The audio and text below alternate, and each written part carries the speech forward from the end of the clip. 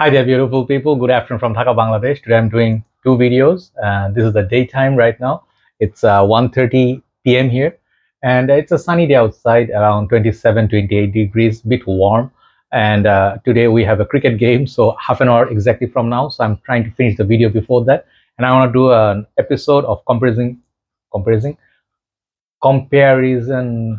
video between two fragrances which are said to be clone of very popular Bloody Chanel by Chanel. Okay, this is one of the most popular fragrances out there. I used a couple of bottles of this since 2016. I have been a big fan, but these fragrances have gone high in price like crazy. Okay, I'll just not blame Chanel or Dior or any company for that, but it's just that worldwide situation. Fragrances are getting expensive, so people are looking for alternatives, a little bit solid performer or budget version of more expensive perfumes which fits their budget. No one has to break their bank. But Bloody Chanel in general, it's a very beautiful fragrance, grapefruit, a little bit of incense, and a sweet, spicy, masculine, bit dark, all year round fragrance, very versatile and signature scent worthy.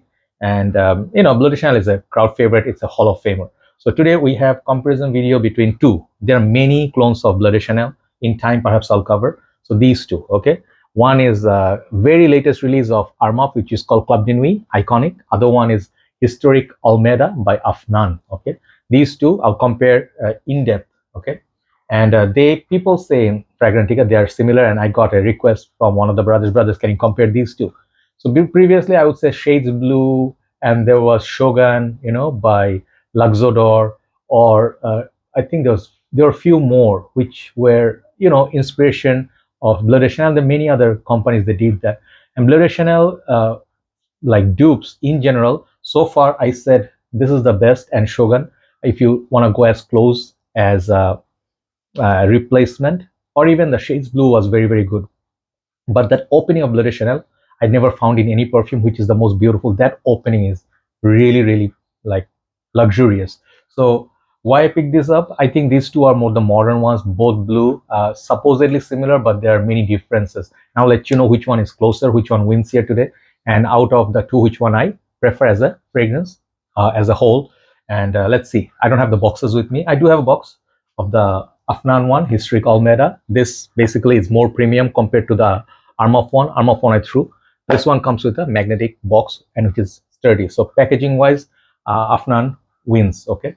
So now the bottle price and comparison, design wise. I'm sorry, I'm not the most. I'm actually waiting for the game, so I'm rushing a bit. I'm sorry, that's not supposed to be right. So both the price tag. Okay. So this one is 100 ml. This is 105 ml. Armaf is 105. Afnan is 100 ml. Price wise, I think this is more expensive. I think when I bought this for the first time, it costed me $50. Okay, and more or less $50 outside. Maybe it's more expensive. Maybe I've seen people say it's $85. This new line, which is crazy. These fragrances, if you have to pay more than 50, 55, these are not worth it for me. And the Afnan one, at first when I saw it, again the same pricing, it was around $50. Now the price has gone to 45. So out of the two, you get 100 ml here, 105 ml there. So it's a tie for me. Okay, even if you pay a little bit more, you get a bit more, 5 ml more juice. Here you get 5 ml less. And then next one, bottle design.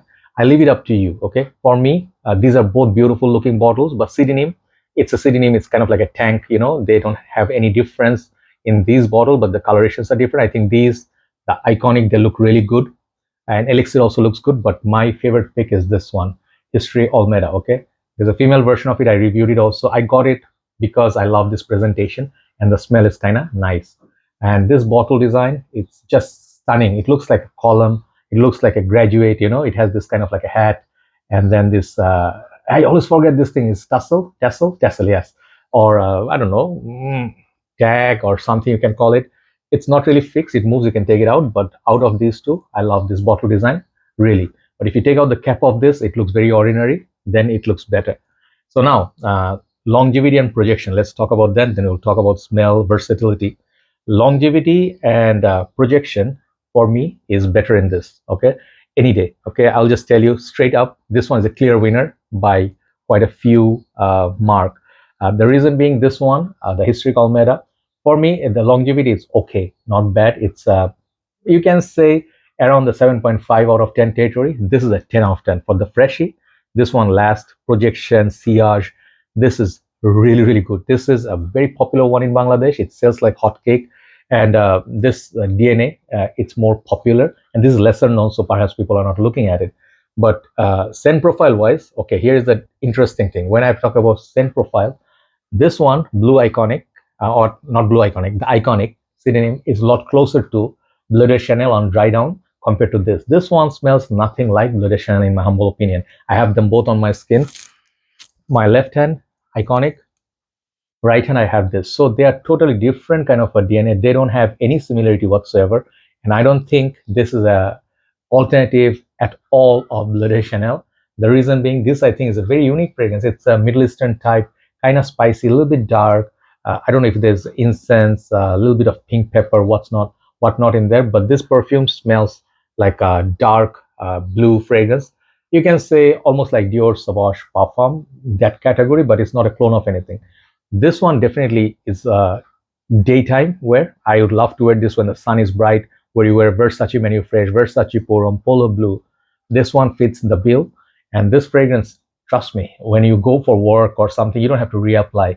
If you've gone heavy 5 to 6 sprays and you've gone to work, remember the good days of Sidinim, like that is to last like Monster. This one doesn't last as much because more fresh. But for a blue fragrance, this fragrance is so impressive on skin, on shirt combined. This fragrance lasts a very long time. It will cover your day's work. So for me, out of the two, this is a clear winner for Bleu de Chanel Dew. Okay, and you can try in the market, but this is one of the most smooth, most polished one in the market compared to the other one. Shogun is very good, but for performance, this one beats Shogun. Okay, Shogun is also good for Luxodor, but this now is the most popular one. But one thing, Bleu de Chanel and this, let me compare a little bit. I said before, they don't have the identical opening. Okay, opening wise, I prefer Bleu de Chanel by far. This is 10 out of 10 for opening. Compared to that, this is 8. So this one has its own opening, citrusy blue. And I would say it's a clear, if you get this out of the whole line of the new one, Elixir, Iconic, this, or the other one is what? There are 4, right? Untold. This and Untold are my 2 of my favorites. Okay. So now, is this a total like loser? No. Out of the 2, more uniqueness is in this. Okay, today's winner is Blue, the Iconic one. Okay, you can get this, but let me tell you a few good things about Olmeda. If you're tired of the same old DNAs like blue fragrance, I'm going to do a blue fragrance list soon, which I love doing. I love that DNA, like, sorry, not the DNA. I love doing that video of blue fragrance. It it gets a lot of popularity, but this is not your typical blue fragrance. When I have it on my skin, it feels it's fresh, it's blue. It's not totally unique, but more unique than the Armaf or Bleu de Chanel DNA. And it doesn't particularly remind me of any fragrance that I have in my collection, which is a good thing. So if you have a lot of fragrance and you wonder if it's going to be redundant perfume, yes and no.